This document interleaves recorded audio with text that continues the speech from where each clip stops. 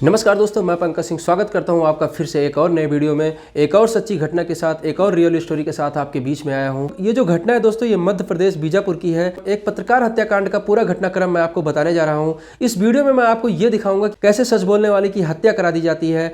एक तो इस देश में वैसे भी सच बोलने वाले ज़्यादा लोग हैं नहीं, जो है जिनके अंदर ये जज्बा है, कैसे उनको दबाने का प्रयास किया जा रहा है। जब ऐसे लोग बिकते नहीं हैं तो सीधा उनकी हत्या करा दी जाती है, उनका मर्डर करा दिया जाता है। तो आज मैं बात करने वाला हूँ मुकेश चंद्राकर हत्याकांड की, और इसे सुनने के बाद आप अपने जीवन में जरूर कुछ ना कुछ बदलाव ला पाएंगे। तो चलिए इस वीडियो को शुरू करते हैं। एक एक करके मैं आपको बताता हूं कि मुकेश चंद्राकर की हत्या क्यों हुई, हत्या करने वाला कौन था और किस बात से नाराज था, पुलिस ने कैसे इस राज से पर्दाफाश किया।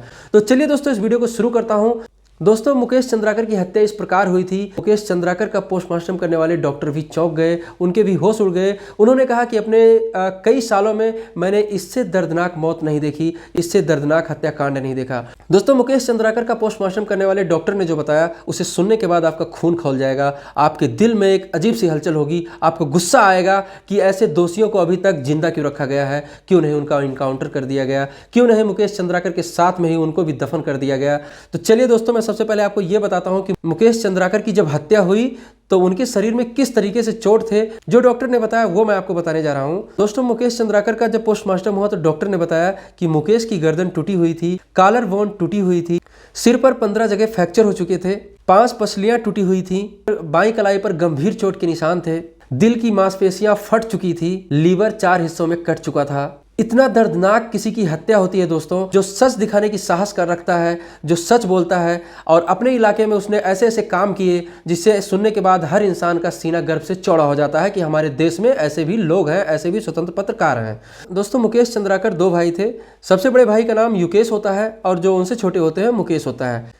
युकेश जो होते हैं वो मुकेश का बहुत ध्यान रखते हैं और वो चाहते हैं कि हमारा भाई कुछ बड़ा करे, और मुकेश का जब दिलचस्पी पत्रकारिता में देखते हैं तो वो उनका सपोर्ट करते हुए उनको हर एक चीज़ सिखाते हैं। वीडियो में भी आपने देखा होगा कि किस तरीके से युकेश भावुक होकर कहते हैं कि मैंने अपने भाई को अपने बच्चे की तरह पाला है और उसे हर एक चीज़ मैंने अपने हाथों से सिखाया है। ये जो हत्याकांड है दोस्तों, ये आपस के परिवार का है, मतलब चचेरे परिवार का है। तो पूरी कहानी मैं आपको सुनाने जा रहा हूँ, इसको आप ध्यान से सुनिएगा ताकि आप अपने जीवन में सतर्क रह सकें, सजग रह सकें, क्योंकि ऐसी घटना जब होती है दोस्तों तो किसी अपने को मिला के होती है। कोई अपना होता है जब साथ में धोखा करता है, गद्दारी करता है, तब जाके इस तरीके की वारदात होती है। मुकेश जो थे दोस्तों, वो एक नेशनल टीवी चैनल से भी जुड़े हुए थे और साथ में अपना यूट्यूब चैनल चला रहे थे। दोस्तों, मुकेश ना सिर्फ सच को दिखाने की साहस रखते थे, बल्कि वो उन एरिया में भी चले जाते थे जो नक्सलवादी क्षेत्र होता था, जहाँ पे लोग जाने से डरते थे।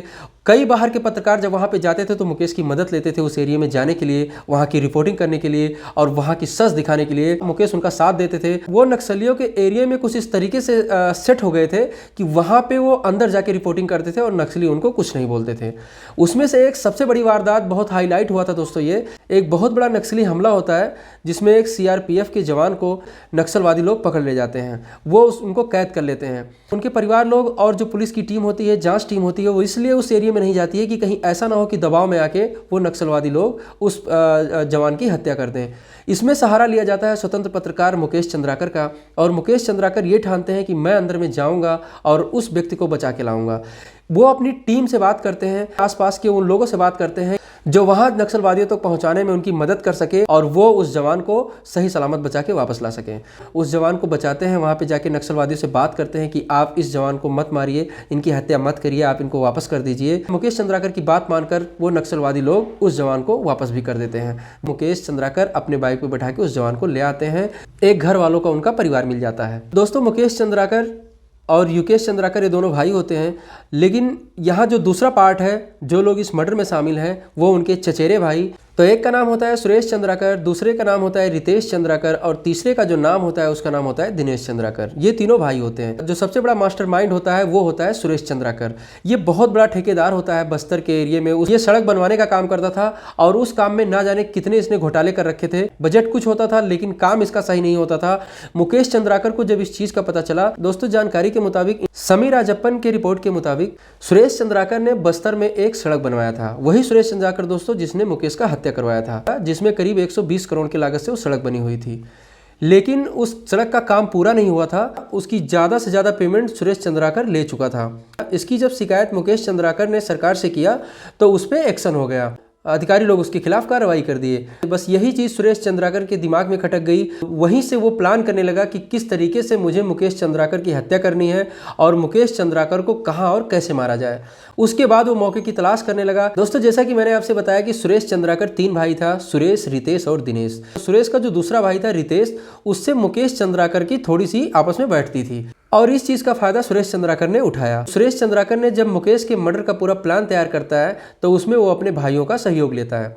दोस्तों, 31 दिसंबर को सबसे पहली प्लानिंग बनती है। रितेश का फोन आता है मुकेश के पास में। सुरेश चंद्राकर का जो दूसरा भाई होता है रितेश, वो मुकेश को फोन करता है और उसे मिलने के लिए बोलता है, लेकिन मुकेश उस दिन मना कर देते हैं। वो बोलते हैं कि आज मैं बिजी हूँ, आज मैं नहीं मिल सकता हूँ। इसलिए उस दिन वो घटना उसी दिन होने वाली थी, लेकिन उस दिन वो घटना टल गई।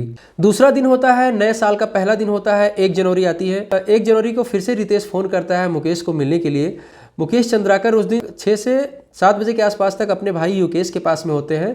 युकेश ने जो FIR दर्ज कराया था, जो पुलिस को जानकारी दी थी, उसमें ये चीज़ बताया था। युकेश ने पुलिस को दी जानकारी में ये बताया कि मुकेश उस दिन मेरे साथ करीब 6-7 बजे तक था मेरे पास में।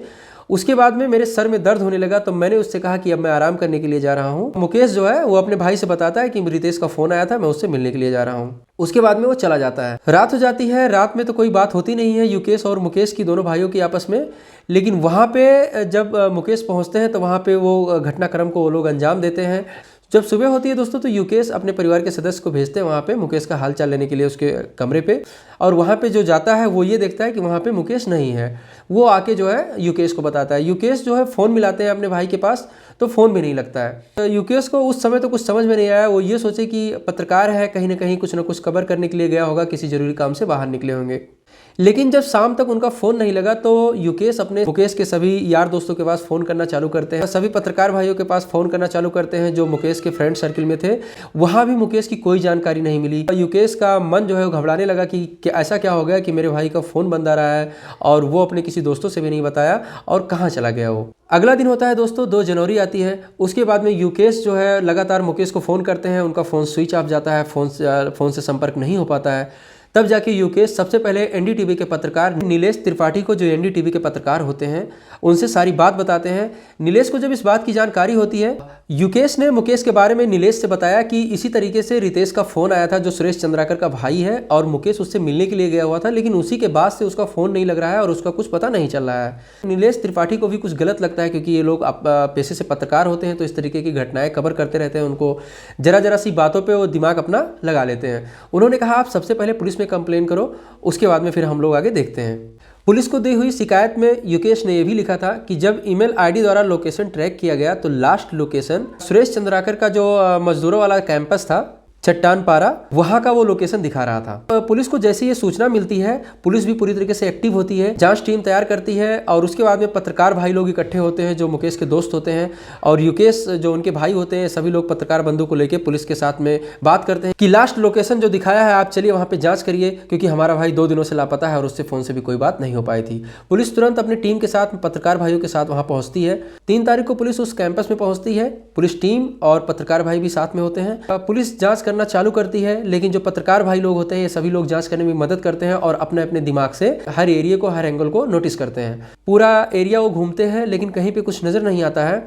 लेकिन तभी दोस्तों एक चीज नजर आती है सामने, और वो होता है सेफ्टी टैंक, जो कि महज कुछ ही घंटों पहले ही बनाया गया था। ऐसा लग रहा था कि बस 1 आध दिन पहले ही ये टैंक बना हुआ है, और उस टैंक में ना तो पानी जाने का कोई रास्ता था और ना ही निकालने का रास्ता था। क्योंकि पत्रकार भाई लोग ये दिमाग लगाते हैं कि ऐसा टैंक कैसे बना दिया गया कि जब इसमें कोई पानी या कोई आवागमन ही नहीं है तो इस टैंक की आवश्यकता ही क्या थी। ये लोग दिमाग लगाते हैं और देखते हैं कि नया नया प्लस्तर हुआ है, नया नया जो है उस पर नया पतला लिंटर उस पर डला गया है, उसको पैक किया गया है पूरी तरीके से। इतने में जो पत्रकार भाई होते हैं वो इस बात पे अड़ जाते हैं कि आप इस सेफ्टी टैंक को जो यहाँ पे बना हुआ है, क्या आपकी नज़र इस पर नहीं पड़ रही है? आप इसको नोटिस करिए और आप देखिए कि मुझे कहीं ना कहीं कुछ ना कुछ इसमें गड़बड़ लग रहा है, क्योंकि इस सेफ्टी टैंक में कुछ जाने आने का कोई रास्ता नहीं है, तो फिर इस सेफ्टी टैंक को क्यों बनवाया गया है। पुलिस भी दिमाग लगाती है, पत्रकार भाई लोग अड़ जाते हैं कि इस सेफ्टी टैंक को आप तोड़िए, और उसके बाद में पुलिस से डिसीजन लेती है कि इस सेफ्टी टैंक को तोड़ा जाए, और उसके बाद में जो है वहाँ पे तोड़ने का इंतजाम होता है। सेफ्टी टैंक को दोस्तों धीरे धीरे करके तोड़ा जाता है। 2.5 से 3 घंटे निकल जाते हैं।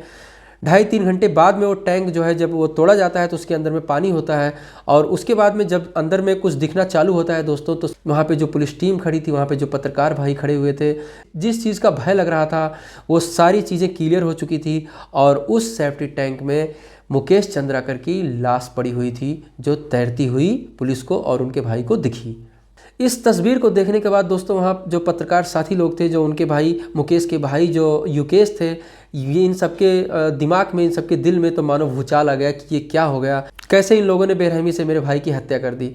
पुलिस लाश को पोस्टमार्टम के लिए भेजती है। मामला पत्रकार का होता है और पुलिस भी अपनी जांच बिल्कुल सही तरीके से करती है। तुरंत पुलिस से डिसीजन लेती है कि मुकेश चंद्राकर के मोबाइल का CDR निकलवाया जाए, जिससे ये पता चल सके मुकेश चंद्राकर किस किस से बात किया था एक दिन पहले और कौन कौन इसके संपर्क में था। सारी जानकारी मिलते ही पुलिस ने सबसे पहले रितेश चंद्राकर का लोकेशन मिल जाता है दोस्तों। छत्तीसगढ़ के जगदलपुर एरिया में रितेश का लोकेशन मिलता है, लेकिन जब तक पुलिस टीम वहां पहुंचती है तब तक वो वहां से निकल चुका होता है। लेकिन पुलिस पूरे तरीके से एक्टिव थी और पुलिस ने अपना जाल बिछा के रितेश चंद्राकर को गिरफ्तार कर लिया। रितेश चंद्राकर और दिनेश चंद्राकर को पुलिस अपने हिरासत में लेती है। इनके साथ में एक व्यक्ति की और गिरफ्तारी होती है, जो होता है महेंद्र टेके। महेंद्र टेके सुरेश चंद्राकर का एम्प्लॉय होता है। मर्डर करने में इसका भी हाथ था। पुलिस जैसे सख्ती से पूछताछ करती है, ये लोग अपना जुर्म कबूल कर लेते हैं और रितेश बताता है कि किस तरीके से हमने उसको फ़ोन करके बुलाया और वो विश्वास पे चला आया हमसे मिलने के लिए, और उसके बाद में हम लोगों ने उसकी बेरहमी से हत्या कर दी। हत्या के पीछे जो मास्टरमाइंड है वो हमारे भाई सुरेश चंद्राकर हैं, जिनके कहने पे हम लोगों ने ये सारे काम को अंजाम दिया। पुलिस टीम अब सुरेश चंद्राकर को गिरफ्तार करने की कोशिश करती है, जो कि अभी कुछ ही दिन पहले हैदराबाद से गिरफ्तार हुए। दोस्तों ये पूरी वीडियो, ये पूरा वाक्य जो मैंने आपको सुनाया, इससे आपको ये तो समझ में आ गया होगा कि सच बोलने के लिए कितनी बड़ी ताकत चाहिए और सच बोलने के लिए कितनी बड़ी कुर्बानी देनी पड़ती है। आप सोच सकते हो सुरेश चंद्राकर किस तरीके से मुकेश चंद्राकर को मार दिया, उसकी हत्या करा दिया। उसके हौसले कितने बुलंद थे। क्या पहले वो नहीं सोचा होगा कि मर्डर करने जा रहा हूँ, मर्डर कराने जा रहा हूँ तो मेरी गिरफ्तारी होगी।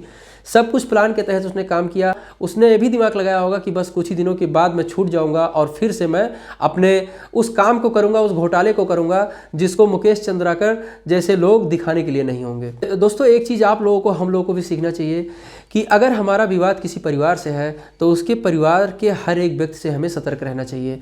अगर रितेश के ऊपर विश्वास करके मुकेश चंद्राकर उसके पास नहीं गए होते तो शायद आज मुकेश चंद्राकर की हत्या नहीं होती। शायद हत्या होने से पहले उस हत्या का राज खुल जाता। मुकेश चंद्राकर इस बात को समझ नहीं पाए कि उनकी हत्या होने वाली है, और रितेश चंद्राकर अपने लगाव का फ़ायदा उठा के, मुकेश और रितेश का जो लगाव था उसका फ़ायदा उठा के रितेश चंद्राकर ने धोखे से उसे बुलाया और मुकेश चंद्राकर की हत्या कर दी। इस घटनाक्रम को सुनाने का मेरा मकसद किसी को तकलीफ पहुंचाना, किसी को ठेस पहुंचाना नहीं है, बल्कि आप लोगों को जागरूक करना है कि आप जहां भी रहें सेफ रहें, सुरक्षित रहें, हर माहौल में हर व्यक्ति से सतर्क रहें।